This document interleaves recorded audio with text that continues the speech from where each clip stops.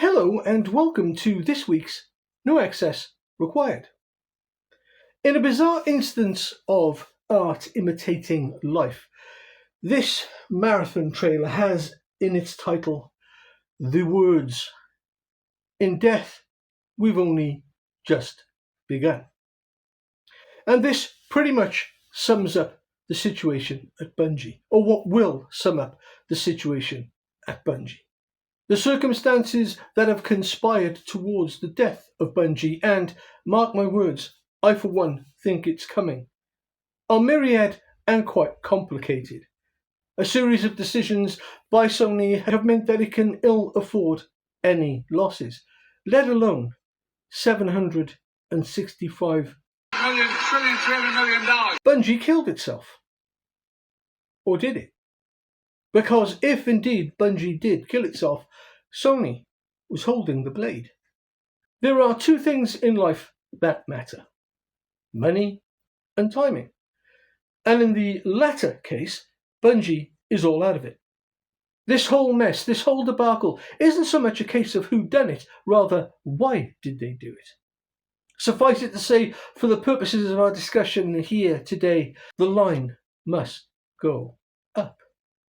Yep, when Sony finally shutters Bungie, and I think it will just say to its shareholders, had to be done. And the storied history that Bungie has made for itself won't matter one tiny bit. All the memories that it's created, all the great gaming moments will all be lost like tears in the rain.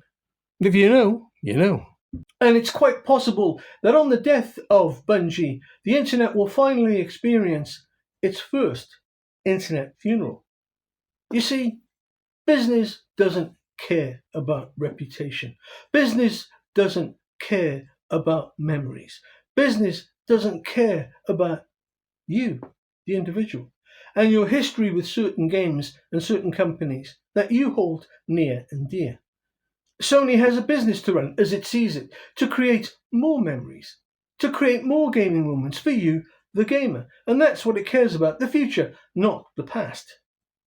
And as soon as Sony makes its mind up to dispense with Bungie, that will be the end of it. And once again, we'll be left in the position of all these great talented individuals being left bereft, high and dry, up the creek without a paddle.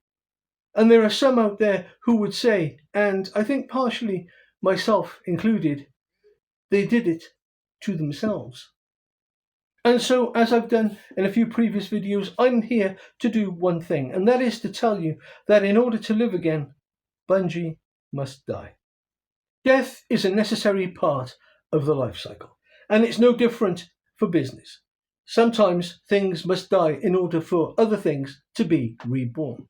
And it's my contention that whatever comes out of the death of Bungie will be bigger, better, faster, and stronger. But that's for years down the line. Unfortunately for many of us who are gamers, we're about to go through a death in the family. And that will bring with it all the pain and consternation that these things always bring with them. Sony will do what it has to do, and we must encourage it to do so.